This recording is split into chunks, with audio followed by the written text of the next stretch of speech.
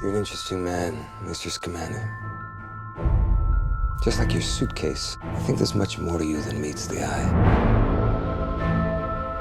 Kicked out of Hogwarts for endangering human life with a beast. Yet one of your teachers argued strongly against your expulsion. I wonder, what makes Albus Dumbledore so fond of you, Mr. Scamander? First trip to America? Yes. Must get that fixed. Anything edible in there? No. Any livestock? No. Welcome to New York.